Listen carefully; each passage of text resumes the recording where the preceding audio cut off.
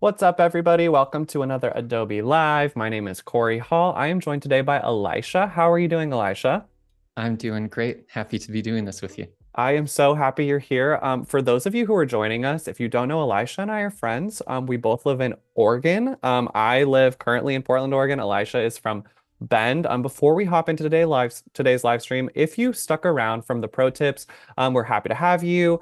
Annika, we love Annika. I see her in the chat right now. Annika, how you doing? We've got Adriana in the chat. We've got Esmita in the chat, Carol in the chat, Alejandro Gonzalez. Great to see you again. Keys, what's up, Keys? Keys is like an OG for my live streaming. Oliver Andrews, so happy to have you guys. Hi. Oh my God, Voodoo Val is moderating the chat. Okay, Elisha, Voodoo Val is a real freaking treat. I am so happy Okay. that she is here. All right. Okay, so we've got introductions out of the way. Thank you guys for sticking around and joining us. Elisha, do you want to tell us a little bit about yourself and what we're going to be working on today? Yeah. So, like Corey said, I'm from Bend. I'm a book designer in Bend, Oregon. You might know Super me talented as, book designer. yeah, Easy Book Design is what my page is called. Those are my initials, Elisha Zepeda. I have my portfolio. I work for a company called Face Out Studio. This is where I do all of my work with. These are the lovely people that I work with. Oh There's my my gosh, face. there's your Um, face again. yeah. So basically, this whole session today, I'm kind of just going to go through what it's like to get a brief of a book and how I kind of bring that to life and how I make different covers uh, like to give to the client so that they can choose from three very different choices. Awesome. Can you tell us how long you have been doing book design for? I have been doing book design for 2 years, Okay. which is not a long time. Some of my coworkers have been doing this almost as long as I've been alive. So That's wild. yeah, but I'm very excited to be doing this, and it's my page has taken off, and I'm very grateful for people watching and commenting and all of the things. Yeah, I mean, this is amazing. You've like 271,000 followers. When did you join Instagram? I think February, which is Oh crazy. my gosh, that's wild. Yeah, I'm sure we've got some people in the chat who would love to hear about your like Instagram journey. I don't want to take away from your designing time, but maybe we could do a totally. little like Q&A. So if anyone in the chat has questions for Elisha about book design, about graphic design, illustration, I mean, even like social media types of things, Voodoo Val says, oh, wow, okay, these covers are gorgeous, Elisha. So yes, if we've got questions, and if you're joining us either in the YouTube chat or in the Behance chat, make sure you check out Elisha's website. Voodoo Val dropped the link in there and also all of his social medias. But I'll let you continue on, Elisha, and we can get into it. Yeah, I would love to answer people's questions. Yeah, but let's get started here. So I decided to do a fake project about Amelia Earhart because I think she's kind of the coolest, and she has I don't I mean, you know that she's the aviation person, but she also vanished mysteriously, and I was like obsessed with Uh, this yeah, this rabbit hole. Listen, Bermuda Triangle, okay? I went on a Yeah. cruise in the Bermuda Triangle like a couple months ago, as you probably know, actually. Yeah. And I was like, listen, we cannot Amelia Earhart off this boat. Like, we need to make it back to Portland. Seriously. Yeah, so I'm not going to go off the rails talking about my theories of where she is or where she ended up, but I don't let's know. We could if we you want to. could got a lot No. of time to fill. Um, yeah, so basically, I made my own fake little brief here. Um, we'll just call the book Amelia. This is our subtitle. This author name, I just made up this name. This is a fake name that I post my music under sometimes. Cool. Um, Little music promo in here. Wanna subtle. Art budget. This is something that I'm usually given by the clients or my project manager who handles that. But we're going to pretend that they have the ability to license one rights managed image, which, if you don't know, there's royalty free, there's rights managed. Rights managed is usually when you reach out to like a public figure, or there's a photo of someone who's well known, and you have to reach out to their estate or someone who owns this image. It's not as simple as Gotcha. licensing a picture. Synopsis, I just took this from Wikipedia, but usually I'll get a very a specific visual. And that's what they have me base it off of. And lastly, I have reference covers of books in the genre. So the publisher will give me these and they'll say, you know, this did really well. Let's do something like this. And I kind of chose these because they're standard. Yeah. I get a lot of standard stuff from publishers where it's like the obvious choice of what to make. And I think part of the challenge of my job is like, how do we give these personality? So the Great Race is like, you you can substitute any vaguely aviation like Hmm. figure in here. It could be Amelia Earhart, could be, I don't know, I think the Wright brothers were the other flying people. Like it's pretty nondescript. So my goal is kind of like, how can we put personality into this where it's specific to this character? Yeah. Um, that's kind of the fun part of my job. So we've got a question in the YouTube chat. Yeah. Maru asks, what do you do if you get a book synopsis that you don't like or that you don't feel connected to? Yeah, I mean, I have the ability to tell my project manager like, hey, can we see if someone else on my design agency wants to do this? Um, but usually I don't do that unless it's something that I like personally disagree with, like a political book or a religious book that I personally am like, I can't get invested in this. Yeah. Typically I'm happy for the work though. I mean, I'm always happy for the work, but yeah, I don't always get a say necessarily because like this is my job. Yeah, it's tough. I mean, I know that you do some amount of contract work on the side, and I imagine with those you've got more agency and like what you say yes to and what you say no to. But Yeah. yeah, if you're working for an agency or some kind of company, then sometimes you just got to do the job. Yeah, Uh, exactly.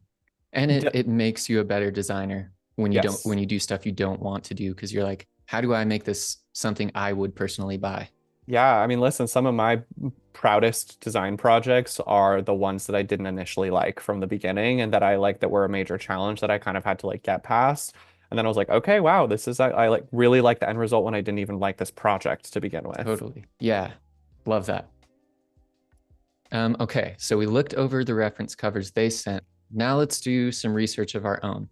So I'm gonna close these out. We'll get to Pinterest later.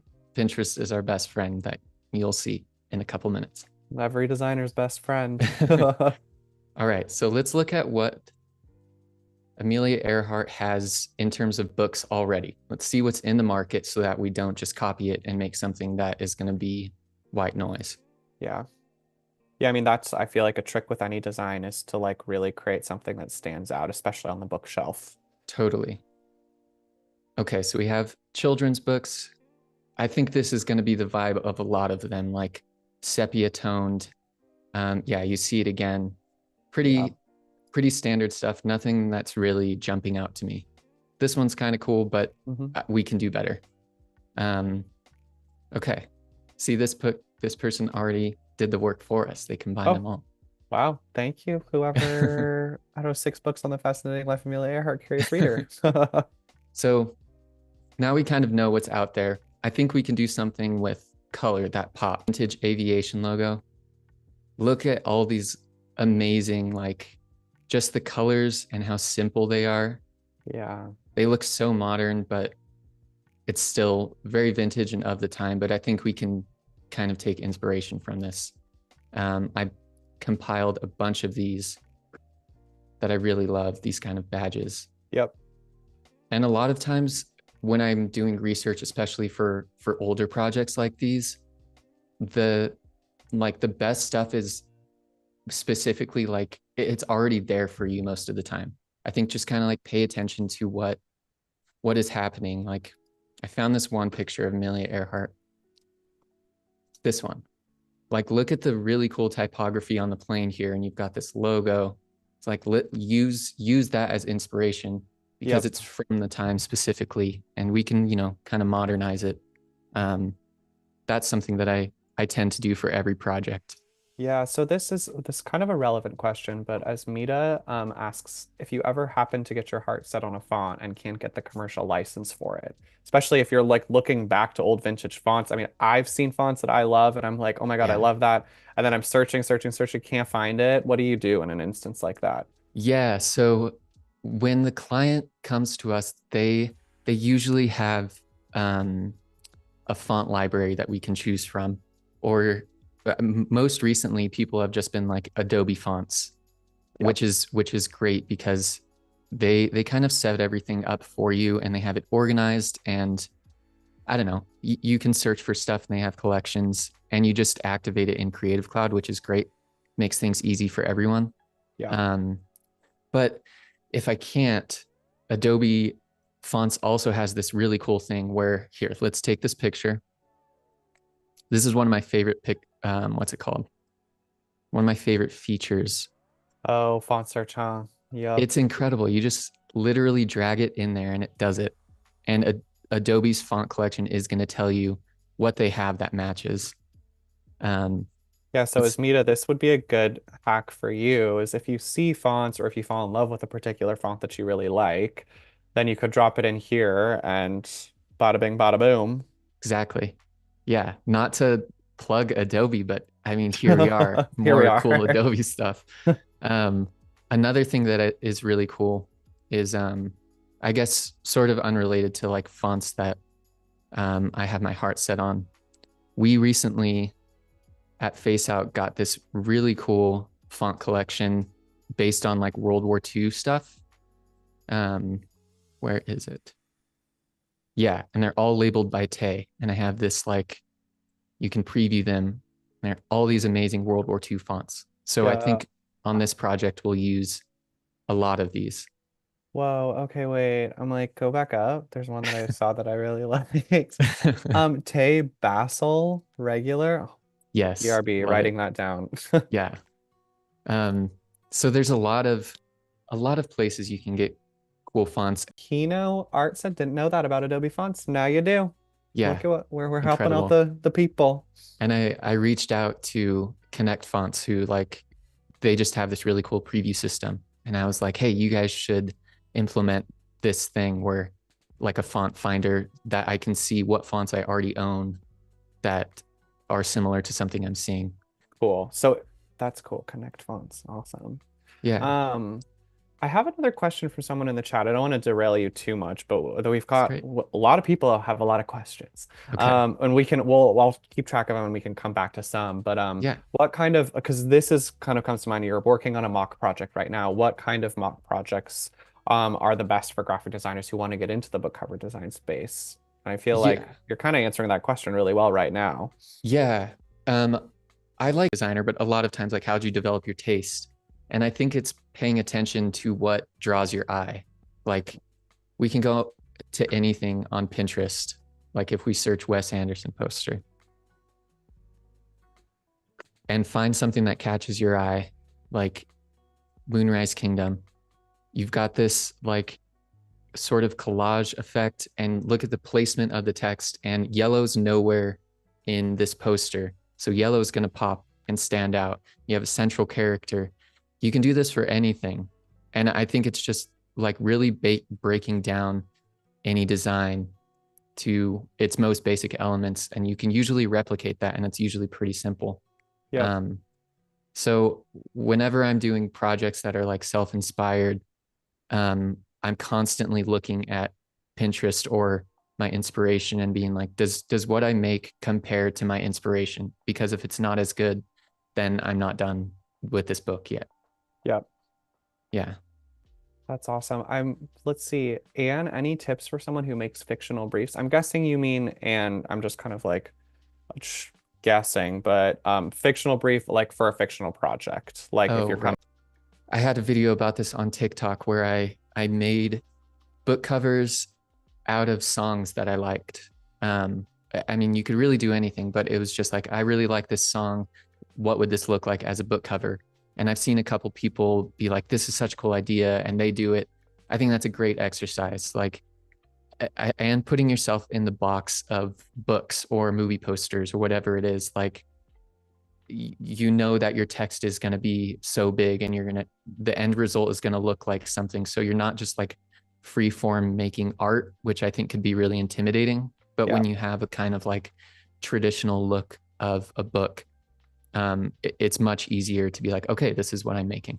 Yeah, I mean, having guardrails when you're designing for anything You know, Yeah. it sounds limiting, but those limiting factors are actually what help kind of keep you on track. You know, okay, book cover, it's got to work in this.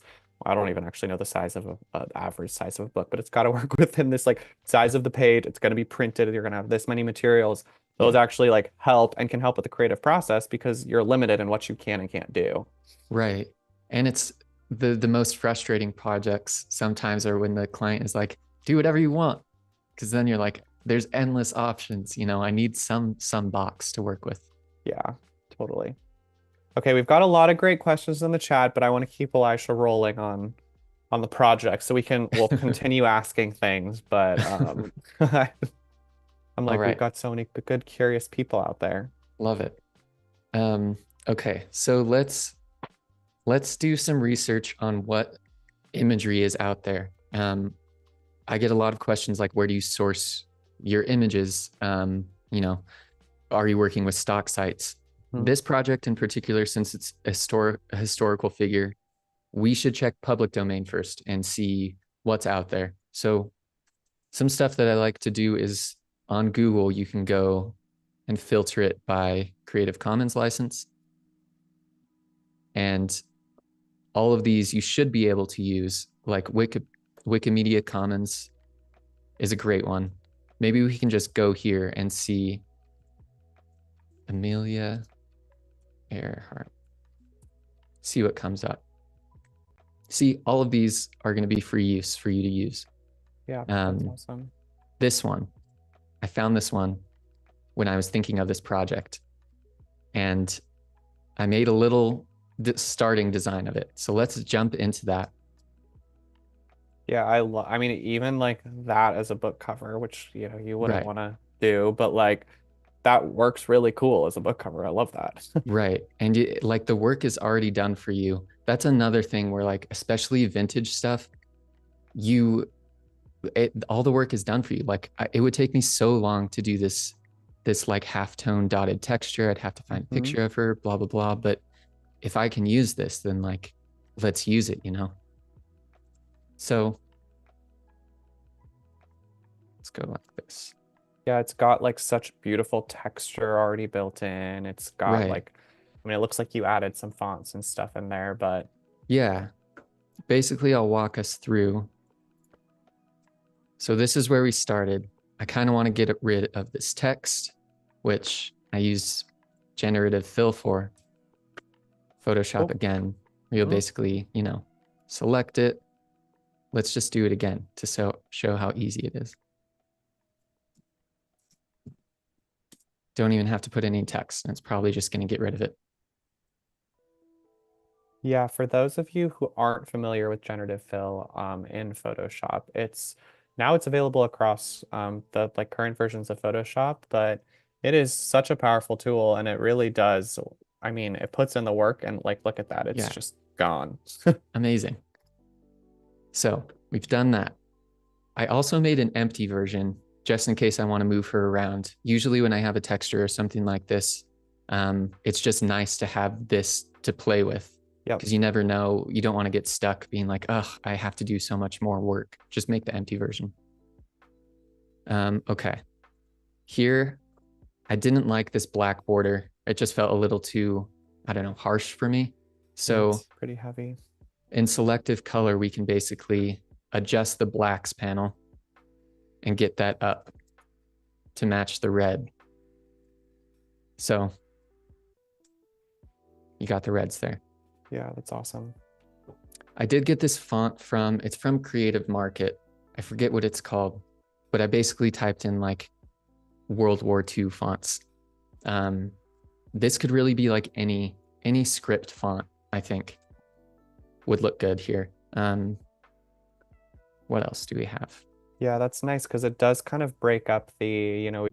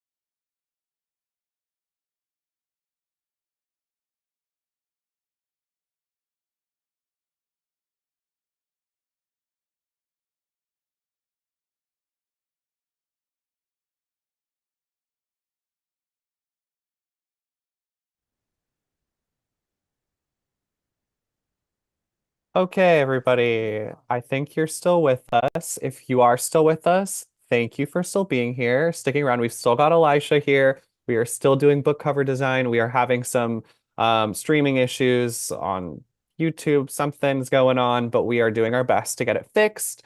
So if you are still here, please stick around. If you are new joining us, we've got book designer Elisha here, and we are working on some book design concepts. So do you want to just kind of jump right back into where we left off, Elisha? Yeah, let's do it. Okay, cool. And we might Sweet. have some more buffering issues going on, so just try to stick with us. But we're doing our best to stay here with you guys. Right. So let's jump back into it. I think we were talking about the subtitle. And we talked about plain text just kind of doesn't really add anything to the design here. So I think it would be cool to, since we have a postage stamp already, maybe let's kind of keep with that postage theme. Forget what it's called, like a vintage postage. Maybe that's what it's called. Like it's like the thing that they stamp on outgoing mail. Oh, Um, yeah, I think they're called stamps too, right? I also think they're called Yeah, stamps. it's a word with many different meanings. Kind of like these. Something, yeah, this. Old postage stamps God, I'm that like have the date.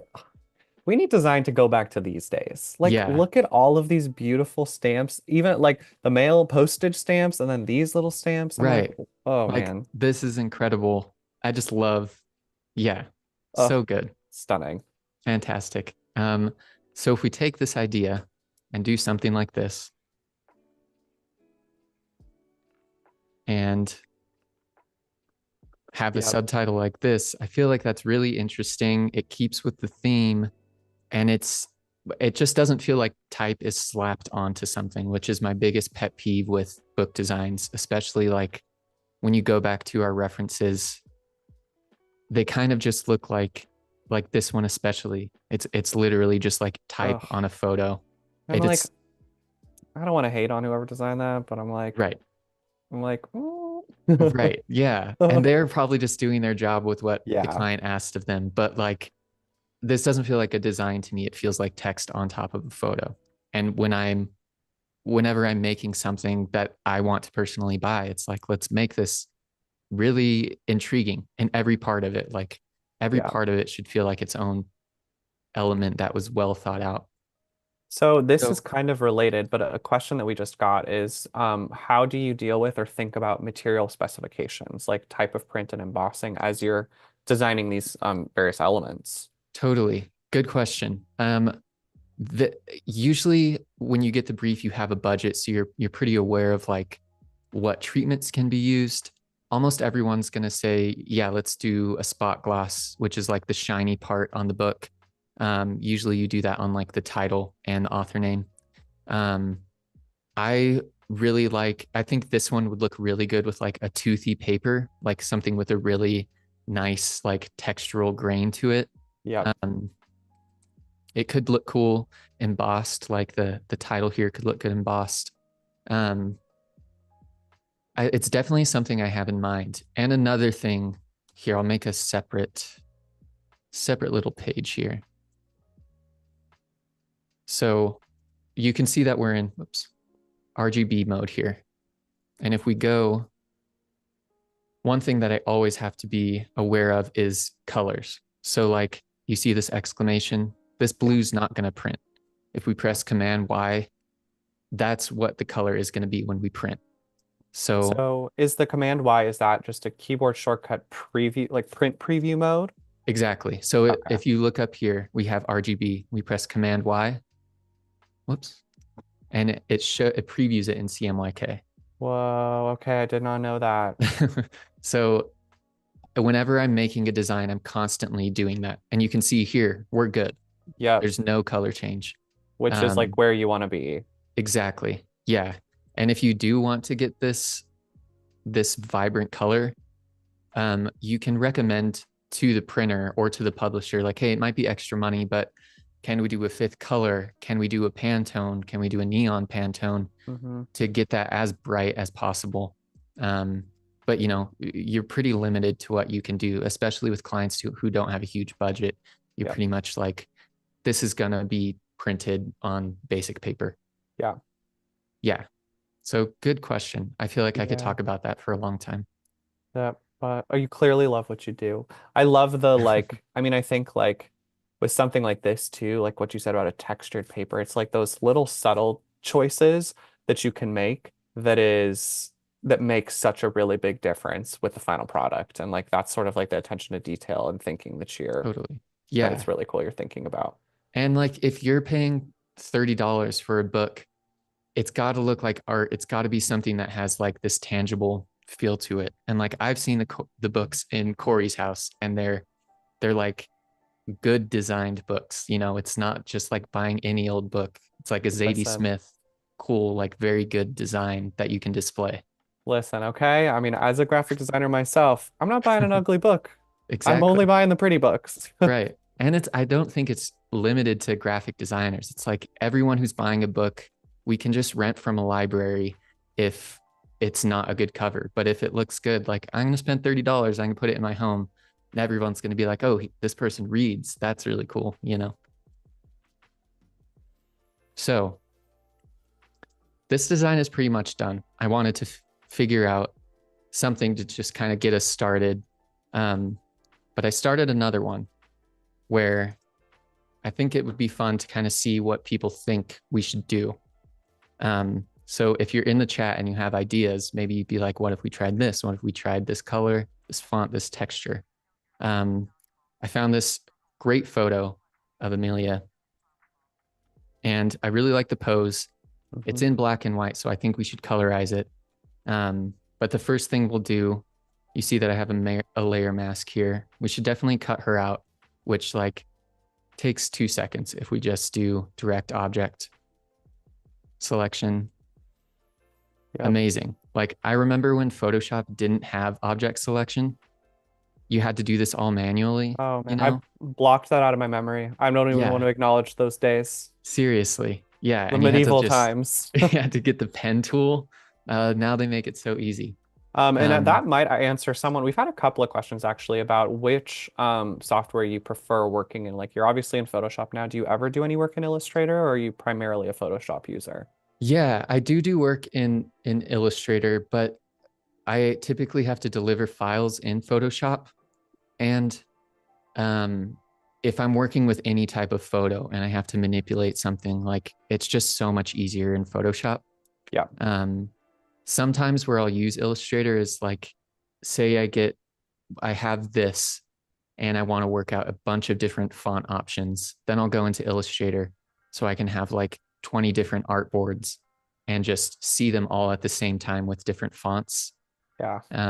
But yeah, Photoshop is typically my best option. And Yeah.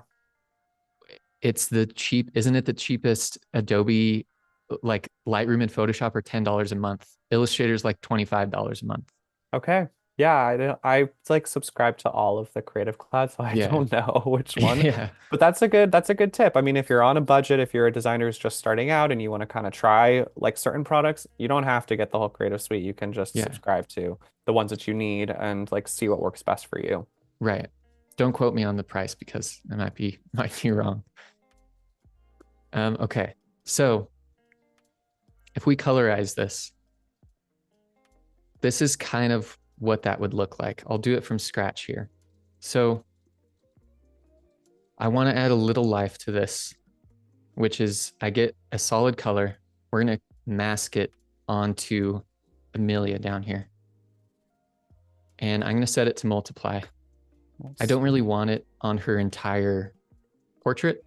You can see we can change the color, which is why I do a solid color instead of like getting a brush and doing that on a new layer. Yeah. Um, I think this can have a lot of personality to it. One thing that I like with manual colorization, especially with old photos like this, you don't have to be accurate. Like you just have to make it look good because it's never really going to look accurate. Like these, you can see when we do multiply, these shadows are always going to be black, and Mhm. and people's like this in real life is probably like a dark brown. I just don't want to put that much effort into doing that. And so I'm going to lean into this sort of like Andy Warhol vibe that is going on.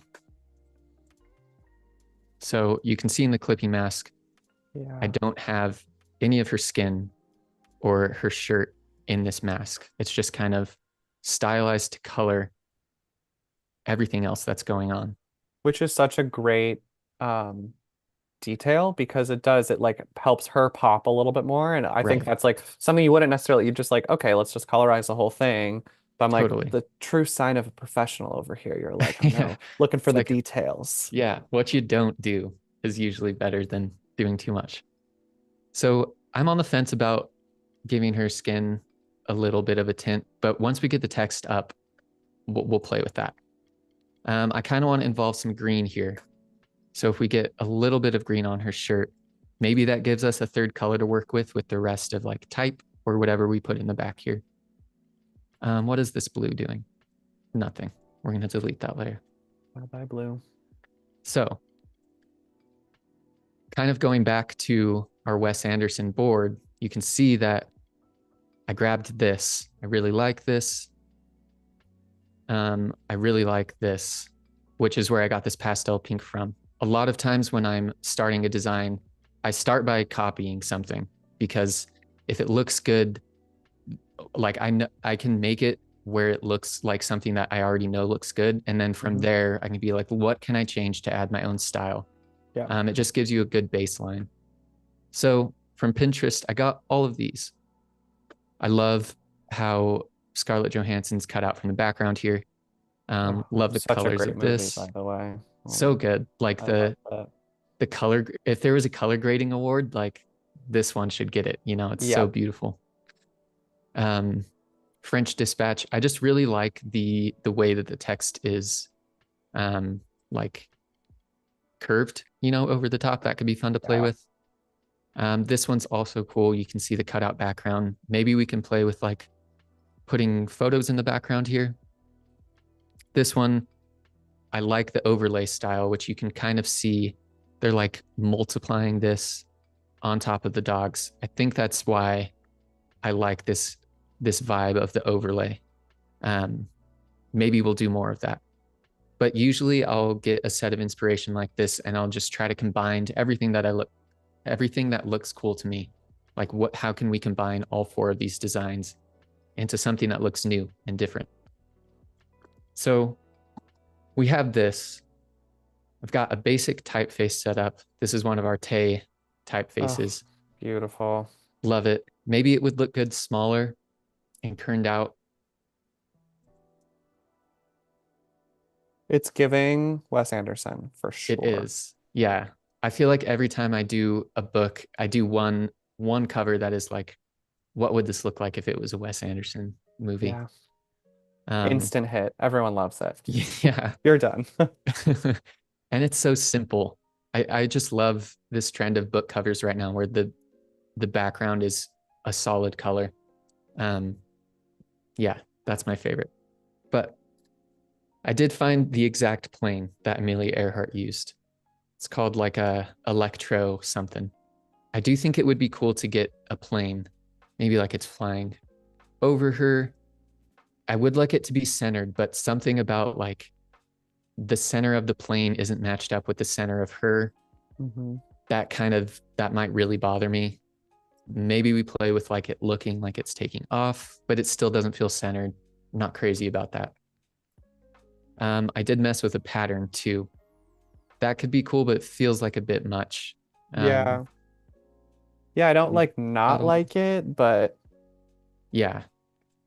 So I don't know. Maybe we go on Pinterest and try to find some cool layouts. well, Where is so that? a Yeah. question that someone had too, let's see if I can. Yeah, Adriana was asking, how do you handle more abstract concepts? I mean, this one is like Amelia Earhart is, you think of the woman, you think of the plane.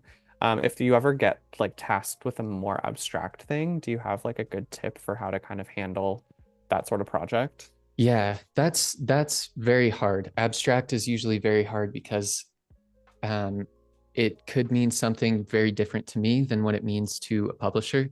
Like Uh, if you tell me abstract, I'm probably gonna think of Vanishing Half, at least in regards to books. Like it's vaguely colors, it's, you know, Yep. um, but I guess it really depends on the concept. Like abstract is a cool term because you can do whatever you want with it. And usually they kind of just mean, you know, make it look cool. Yeah. And so that's kind of up to you and your taste. Um, I don't know. Let's see what comes up here. And then I would guess, especially with something, oh, Clara and the Sun is such a good book. Yeah, I guess it could depend too on like how, if you're able to like read part of the book, how, how like deep you are in the project could help then like flush out how to create some kind of more conceptual or abstract totally. And deliverable. a couple of my coworkers are so good at this. Like I really struggle with religious books because they're so like um, a vague emotion that you have to represent. And it's like, how do you put the love of God's, on a book? Like, what does that Yeah. visually look like? How do you like represent spirituality? Yeah, spirituality and new agey kind of stuff. That's really hard for me, but a couple of my coworkers are great at it. And they like stuff like this, where they'll just have shapes overlapping. Sometimes that's what the client is looking for, but it's very hard to explain. I don't know. It's a lot of exploring. Abstract is typically a lot of exploring. I really like collage kind of stuff like that. A question too is, do you normally have the chance to read a book you're designing for, or like where does this fall in the process of like Yeah. finalizing a book or a manuscript or just like a whole project? Yeah. Typically I get the entire manuscript ahead of time. But the publisher does a good job of giving me a synopsis. So they'll give me a couple paragraphs and then they'll say, there's this really cool visual in chapter 2. Maybe check that out. I did one Cool. recently where they were like, the beginning of chapter 2 has a lighthouse on the cliffs, and I read the chapter and it was like, yeah, burnt orange rocks, and it had this visual, and I was like, cool, it's made for me already. I just have Yep. to bring this to life. That's Love that. awesome. Um, that's mostly for fiction. It comes that easy, but nonfiction is hard. Like it's like we were saying earlier. How do you do these spiritual things? How do you visualize that? Yeah. Yeah, Oh, so many good questions up in here. I love the questions. I'm happy to just keep answering questions. Yeah, you're doing great. You're like doing it all right now. You're designing, got Pinterest, we're looking conceptual, we're answering questions. Yeah. But yes, anyone in the chat, and if we've got people in the chat who are joining us over on YouTube or on Behance, and you're just joining us, my name is Corey. I'm hosting Elisha, who is a super talented book designer. Maybe we can get some of the mods to drop in his website again and his social media. But we are currently doing some book cover design for an Amelia Earhart. I guess, I don't know, is this a, it wouldn't be an autobiography. Maybe it's a biography. Maybe it's a biography. Let's Okay. say that. Yeah. Someone in the comments said, what if we did column arrangement of her name? I think that could be cool.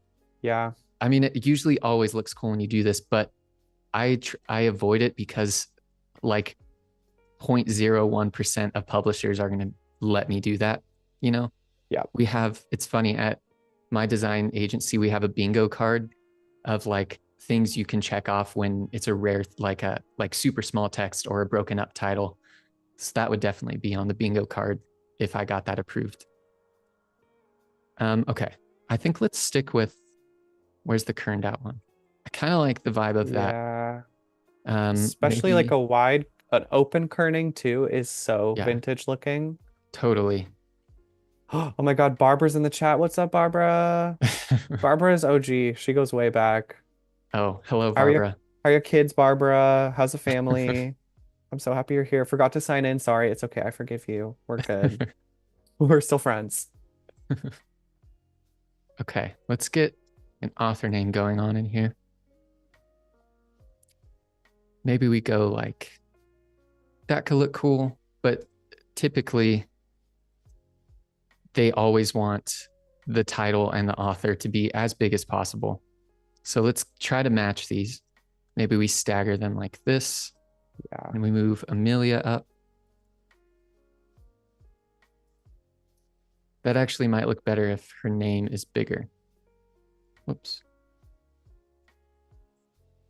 I don't know. A Yeah. lot to play around with here.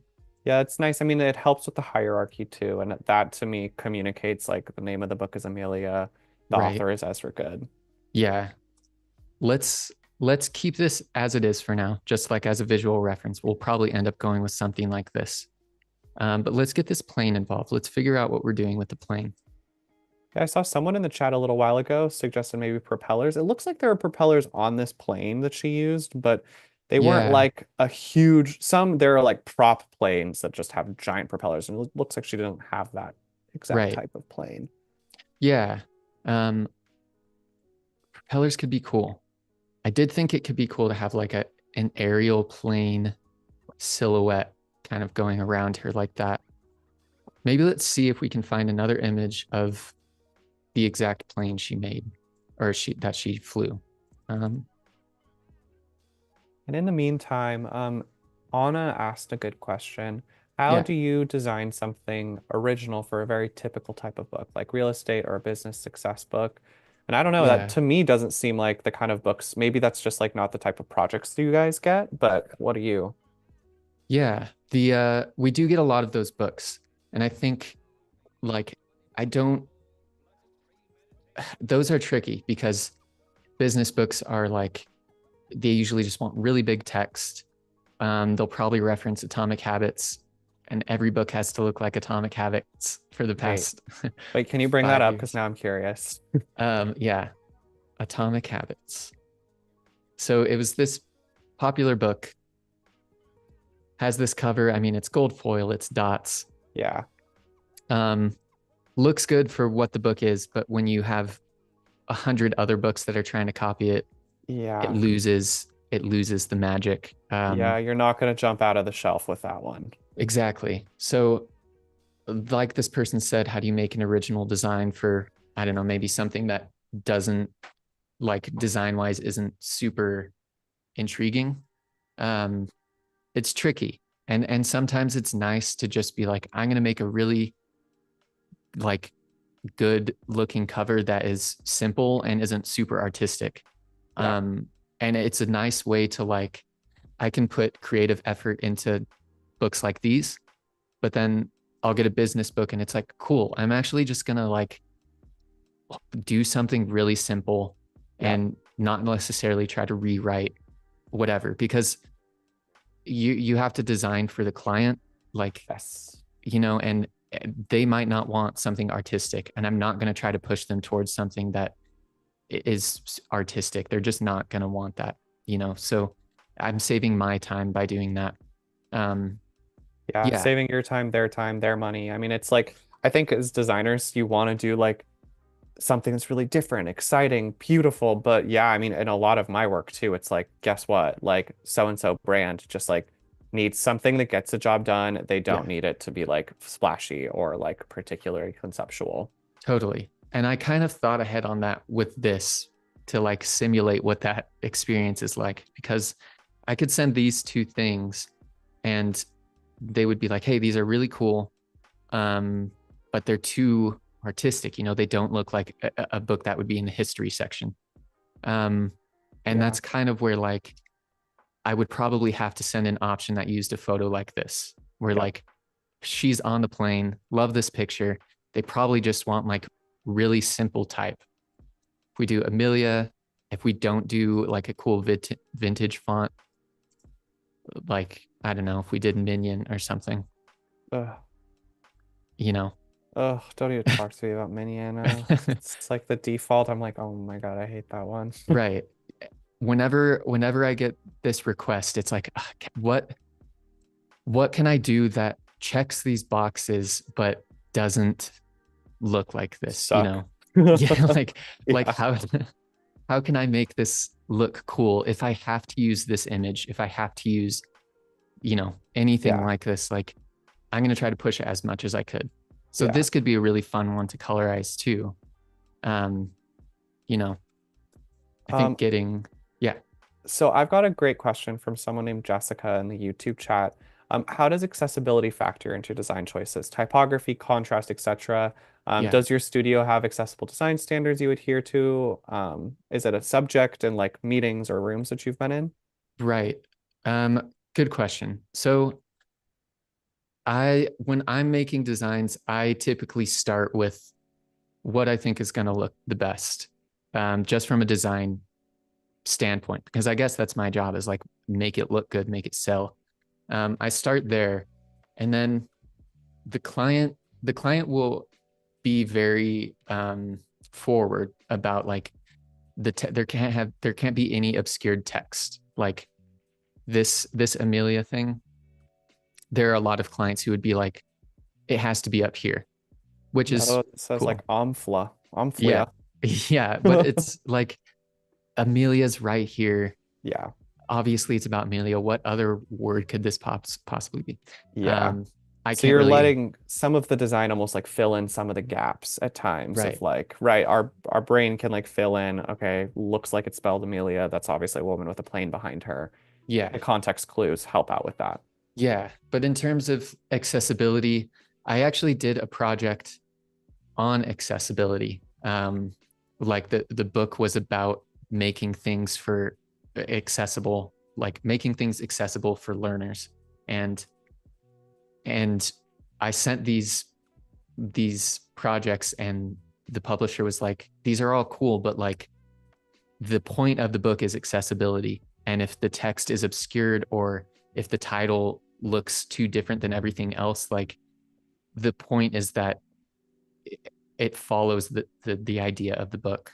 Yep. Um, so having that conversation with them made me like apply that to every book that I'm doing, because it's important like that things are legible. Um, I could probably argue that I don't think things should be legible, but if the client wants it to be legible, it's like that's what we Yep. have to do, you know? Yeah. Yeah. Yeah, that's a great question, Jessica. And I mean, I think like accessibility, there's so many like different forms of how to make things accessible, and it's all based on like where the design lives, right? I mean, if it's a Right. book, if it's a like hard copy of a paper book, then like the accessibility guidelines for that are going to be very different than if you're building a website or creating social media content. And so, Yeah. I think like, and thinking about the context of the story you're trying to tell, of the clients, of the purpose of the design, because sometimes the purpose of the design isn't to be legible. Sometimes it is to be obscured. And so Right. maybe that's where like an embossing could come in to add an extra layer, or like color play, or like contrast, shape and form. And so, yeah, Right. it varies so much depending on what it is you're designing for. Totally. Um, yeah. Great question. I always have to keep that in mind. And it usually like worst case scenario, I send them this and they say, "Can you move the type up?" And it's like I'm not gonna fight that. Like I'm not gonna die on that hill. You know, I Yeah. get to keep the design that I really like, but I just have to move this up a little bit. Um, and it is what it is. Let's see.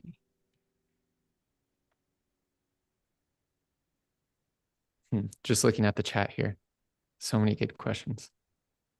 Yeah, we've got, people asking um about working with like more templated instructions, working for a publisher. And also, Elisha, could you just like make your Photoshop window a little bit bigger? Oh Just so yeah, we've got like the full screen. That's perfect. totally. Thank you. Yeah. Um, yeah, I mean, like how many options do you normally show? Or how do you like deal with like a really difficult client or a rejected design? I mean, I can imagine. Yeah. That's an interesting thing where like a lot of I would say like the success of my entire social media is dependent upon the rejected designs that I show. I think it's frustrating for people to be like, "Oh, that looked so good and I loved it, but it wasn't chosen." Um, it's just like I don't know. I feel really lucky that I can do this and make things that I look cool, things that I think look cool. Hmm. Um, in a way, it's sort of like one for you, one for me, where I'm going to make something that I know the client's probably going to choose and they're going to like. But if I'm getting paid for my time, I'm going to make something that I also like because I Yeah. know I checked their box already. Yeah. Um, and I'm going to send them what I like more and just be like, is there any chance you vibe with this, because I think you do have a certain amount of leverage as a designer. Like Yep. they're paying you to make it look good. So Yes. you should exercise like your design muscles and show them, this is what I would do as a designer, as the person that you're paying to make As this the look good. professional, right? Like Right. you're the professional, you wrote the book, you're the publisher, whatever. I'm the professional for design. And I think like that's the trick too of being a really strong designer is being able to sell your work, being able to work with a client and help them come around to a certain perspective or point of view. I mean, my little Yeah. design trick sometimes is I will make something that I know that they will not like, and then I make something that I like. And I'm like, see, it's either going to be this not great one or Right. it's going to be the one that I really like. And then they're Exactly. like, okay, we trust you. We're going with this. Or sometimes they'll be like, this sucks. Like, we need to do another round. And I'm like, okay, fine. Right. But like, there's tricks as a designer that you can use to kind of make sure, I don't know, or try to like give them an option that you know will work really well. Yeah. And it's important to like not have an ego about these things when you express those opinions to Yep. someone who's paying you to make their design, like Yep. if you're making something for yourself, you can be overly critical about those decisions, but if someone else is paying you to make their design, like it's their say at the end of the day. And if that doesn't sit right with you, then like maybe that's the wrong field of work. Yeah. It's such a weird place to live in because, right, it's like they're paying you, the professional, to do the thing that you're a professional and have been trained in, but Yeah. you are also a service provider. So, like, at the end of the day, what the customer wants, the customer gets. Right. And you're only going to fight it so hard. You're not going to like, you have to give them what they want. Yeah. So it's such a funny balance, and that's where those like interpersonal dynamics and like relationships really come in of like, how can we like come to the same conclusion? Totally. Um, or how can I make you think you've come to the right conclusion that I knew was right all along? Right. Right. And sometimes it takes time where, I don't know, I've had projects before where you send them 3 designs and then you work on revisions for 2 months. And then after they do market testing, turns out they liked the first one that you were really stoked about. But, Yep. it's just how it goes. There's a lot of people involved, especially in publishing. There's a lot of voices that need to be heard. Let's see. So sorry, y'all. We have so many questions in the chat, and I am trying to keep up and also trying not to derail Elisha too much. So if you have a question that isn't getting answered, just feel free to redrop it in and we'll do our best to answer it. Yeah. Um, yeah, R8 says being confident but not too cocky always makes the client part of the process. Yeah, I mean, presenting your designs with confidence and Yeah. conviction is so key to making sure that, I mean, to ensuring that everyone will be happy with the end result. Right. Let's see. Anna says there's a cover on Face Out Studios website that I love, and it really Mhm. intrigues me if you photograph the elements, drew them, or how do you do it? The Radical American Partisanship. Did you design that one? Ooh, I want to say that was Tim. Let's check it out.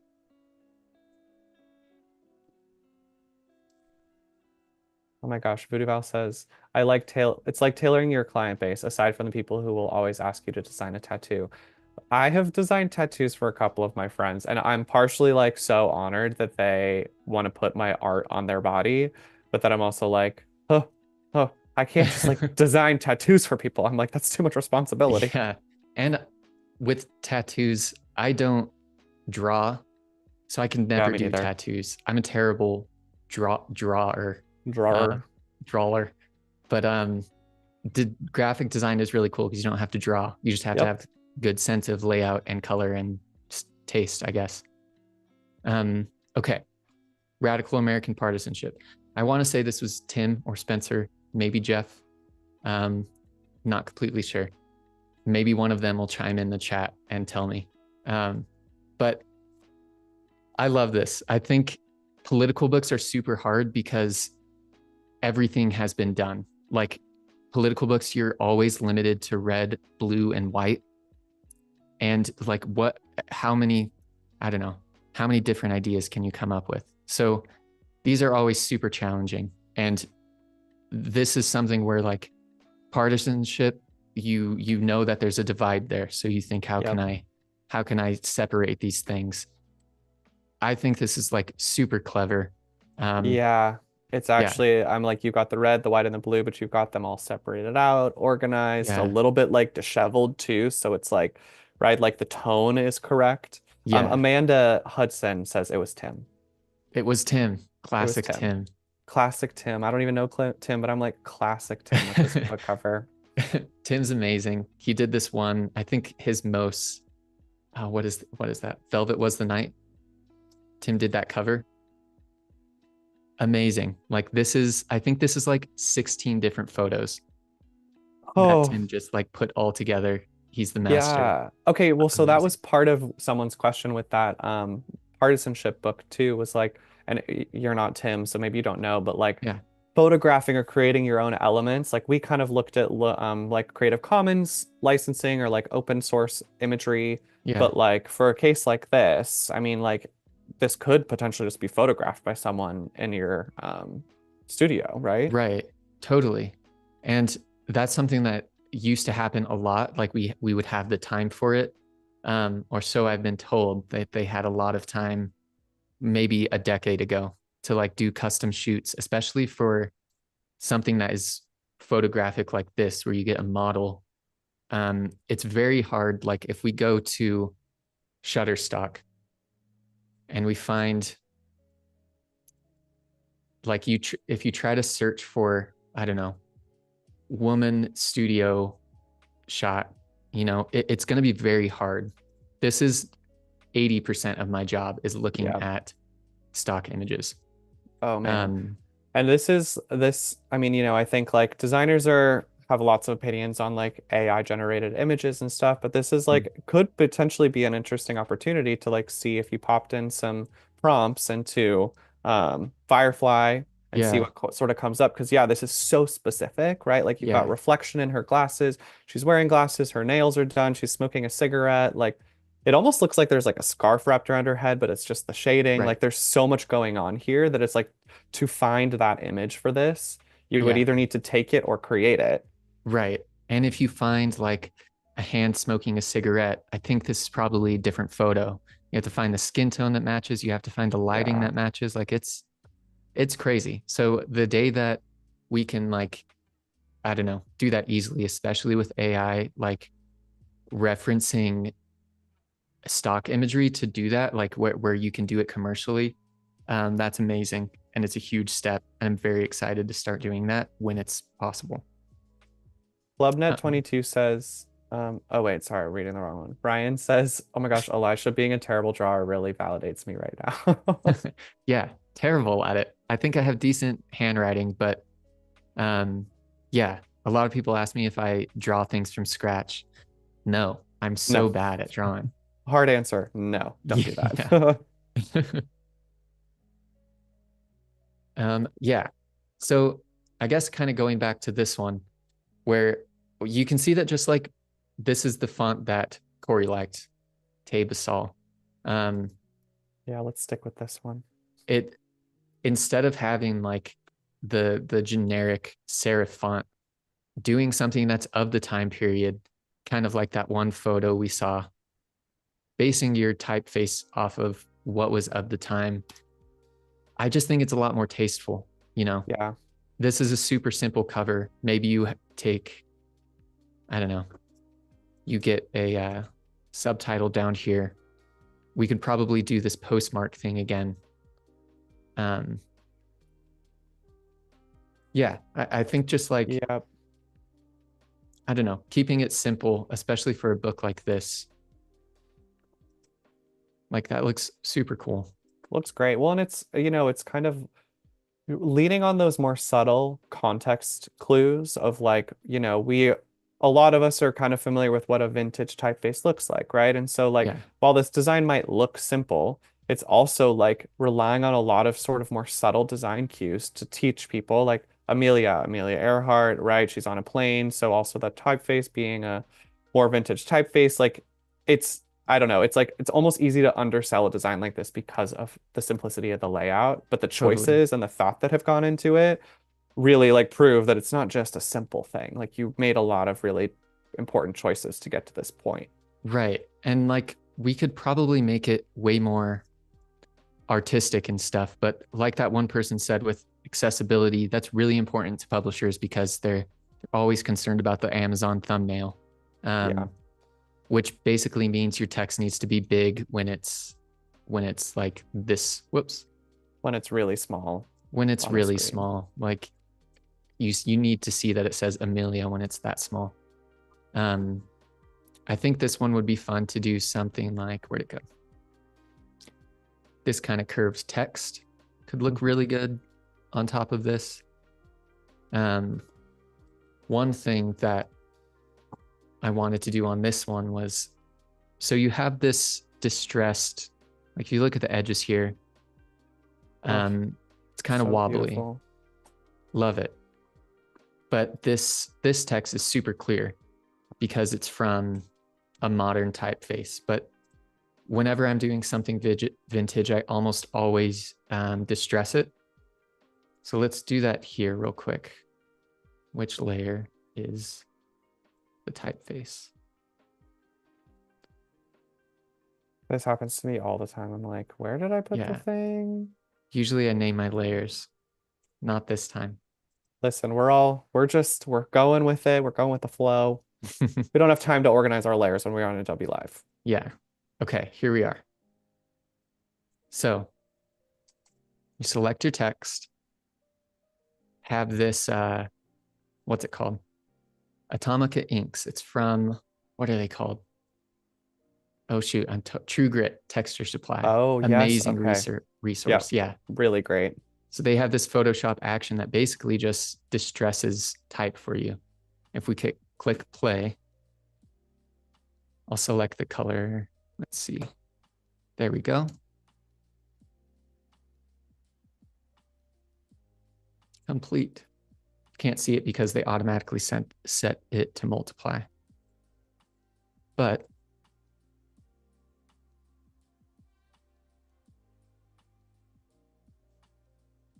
now we have that little subtle detail where it's distressed a little bit.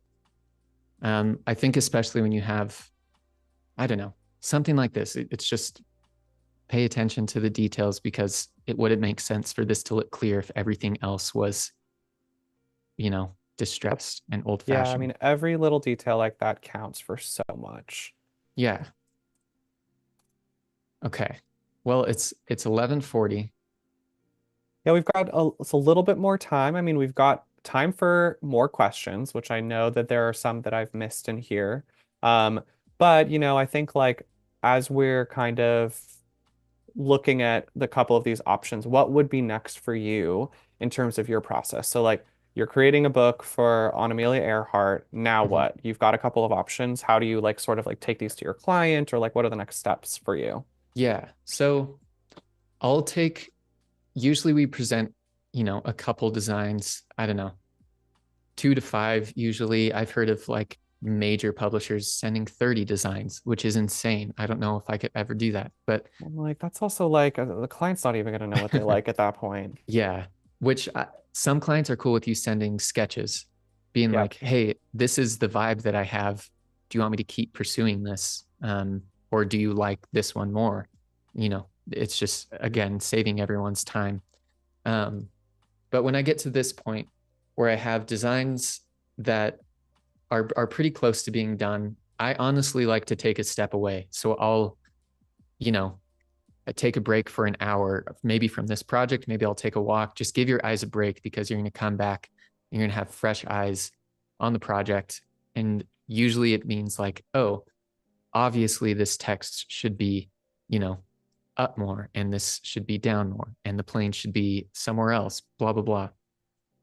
That's something I usually keep in mind. I like finishing my designs a day before they're due so that I can have that fresh mind and approach them again the next day. And then I'll set them up, put them in a mock-up.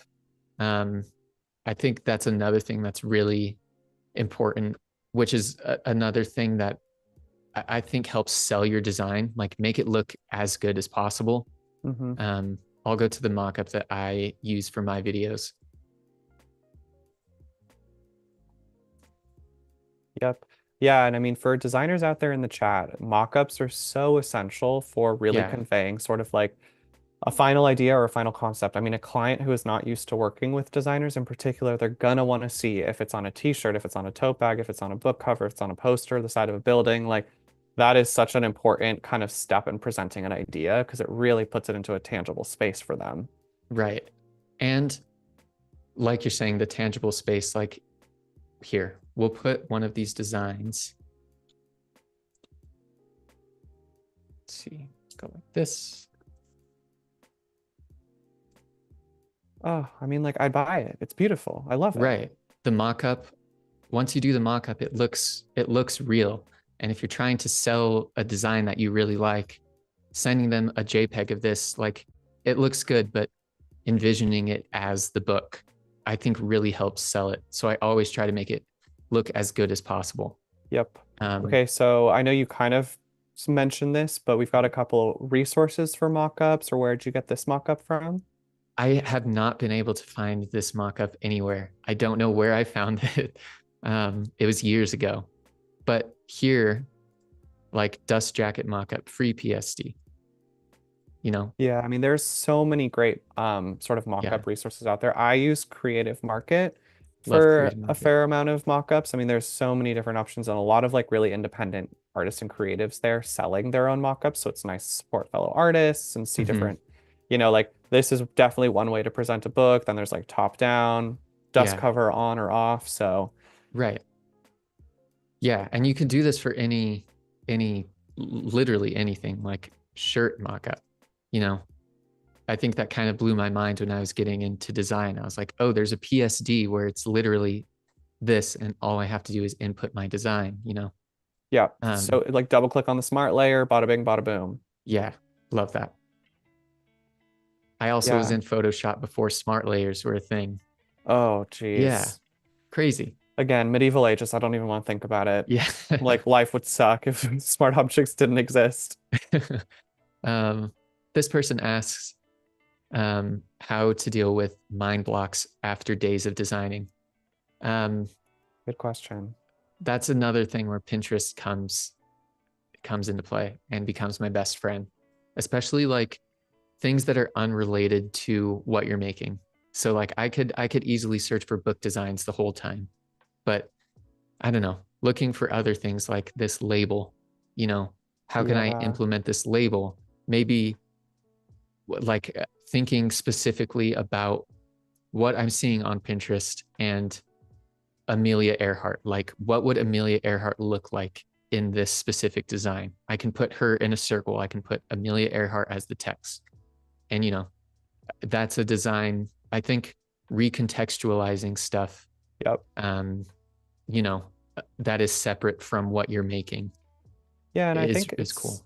it's something that like designers, I know it's like it can feel like I don't know, weird sort of like emulating or mimicking a design, but I think inherently by like taking a design that you really like, taking like some inspiration that you really like, and then like reformatting it and refitting it, it's always going to turn out a little bit different. It's going to turn out like specific to whatever project you're working on. And so like Totally. this is such a great resource. Um, Right. and And it's, Ryan, oh, oh go yeah, for it. What were you gonna say? I guess last thing with looking like other things, like if you, even going on Pinterest, you have this design looks just like it, so Yeah, does this, like they're all very similar. You're never going to make something that is completely new, yeah, but you just do what you can to not completely rip off something, you know. yeah, yeah. I mean, and it's like that's kind of where like the recognizability of and context clues come in, right? It's just like you're looking at vintage pieces and you're creating a vintage piece, and so it's important it echoes past design. It's important that it does sort of like mirror what has existed because that will allow people to buy the book. It'll allow the publisher to like identify with the design and like feel like Yeah, it's the right choice. And so those are really that's it's like it's a good thing to do to reference and to go back into mood board and especially if you get like a I don't know, you have a brain fart for a couple of days and you're out of ideas or feeling uninspired. right.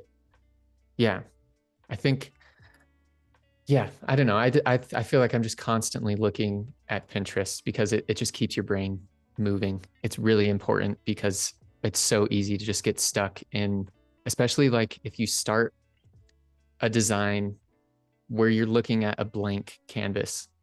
Like you're never, I don't know, true inspiration rarely comes when you're on a deadline, Yeah. Or you when know? you're like you said, staring at a blank canvas, it's like, okay, I'm gonna write her name out on the book, but then Right. what? So it's like having a good starting point. Yeah. Just get started. And that's why I think like start by copying something and you'll change it eventually. You're not going Yep. to just copy it, but like just get started. Just jump into Photoshop and start doing things because eventually, like, one thing that I was doing on this was I originally was like, okay, how am I going to get her skin to match this color? And originally was like this. I was trying to do her Hmm. skin realistically. But when I did the clipping mask, it showed as this. And I was like, oh, that actually looks really good. And Yep. I never would have gotten there. It wasn't in any of my inspiration, but it just happened by accident. And I was like, actually, I'm moving forward with that because that's really cool. Yeah, it's funny how there are certain times that I like make a mistake in Photoshop or accidentally invert something. And I'm like, whoa, actually like the inverted color is way better. Or I like to change the shading entirely, just like not even meaning to. And then it's like, boom, there you go. That was the little kick that you needed that you didn't think of, but you wouldn't have gotten there if you hadn't been like Totally. emulating or like looking at inspiration. Exactly. Yeah. Yeah. So we do have about 5 minutes left. I know we've got a lot of people in the chat with questions. Um, Elisha, do you want to just like do a really quick walkthrough of like where we started? You know, you had your inspiration email, your process, and then just like gonna have to say goodbye to all these awesome viewers. So, Exactly. oh, So we started here. We got our little brief, showed exactly what needs to be in the book. And then what probably every publisher is going to ask you to make. And then just kind of seeing how you can personalize it. We, what's it called? Looked at all of these photos, made sure that it was within budget. We get one rights managed image, but we ended up finding a lot of stuff through just Creative Commons. mhm. Um, And a question related to that is when using public domain materials for your designs, how or when do you credit the source material? yeah, so it'll be on the back of the book or the flap. If you look at any book, you'll find the designer, and you'll find like it'll say imagery from Adobe stock or Shutterstock, or in this case, Wikimedia Commons is where this photo comes from. Yeah. Um, you'll be able to find all of that information. And even like private photographers, if we do something like that, like their name's going to be listed on the book. Yeah. Yeah, I mean, it's so important to always provide credit to photographers or to other artists, or if you've worked with illustrators and stuff like that. And what a better place to put their name on in the book itself. Yeah. And it's one of those things where you don't have to like try to, nobody's buying the book because you, the designer, were like the designer of the book. I think the people who want that information are going to look for it and they'll reach out to you. Like it doesn't have to be the first thing you see. I think it's as long as it's like findable by the people who want to find it. I think that's Yep. important. Yep. Wow. Okay. I mean, we are coming up on time. I'm looking out for any last minute questions, but like take us back to the Photoshop. I want to Mhm. like, oh, just and seeing them in the mockups too. So I mean, like you've been able to Yeah. walk us through this awesome process from like the sort of project inception, inspiration, client brief, all the way through to like pulling images from different various like free resources. So we've also got Mhm. Adobe Stock where you can purchase or find free images. And Yeah, then like playing around with typography, hierarchy, color. totally. It just looks so good in the mock-up, you know? It looks great. I love the way that the plane is coming in and out. Like it gives that movement too, and like really helps to evoke this feeling of coming and going. Yeah. And I would probably, I mean, I'll probably finesse this in my own time just to get it Yeah. perfect. I think that the placement of this is a little awkward. The placement of the plane could be better. But the bones of the design, I think this is a really good start. Yeah. And when it's in the mock-up, it just looks so good. This pastel pink, like, come on. Okay, well, Elisha, I think that it's time. Okay. Um, Thank you to everyone in the chat who joined us. I mean, this has been such an awesome stream. Thank you, Elisha, for joining us. If you are here, please make sure to check out Elisha's website. We've dropped it in the chat. Instagram, TikTok are both blowing up. Elisha, it's been such a pleasure. Absolutely. Thanks for hosting this and doing a great job. Hell yeah. I'm like, let's do this all the time. I love this. Love This it. is like Yeah. my favorite thing to do. So again, everyone sticking around, thank you so much. If you would like to stick around, we've got creating appetizing infographics with Jack Watson starting at noon. So in just a couple of minutes. But otherwise, I think we're gonna say goodbye. All right. Goodbye, guys. All right. Thanks, everybody.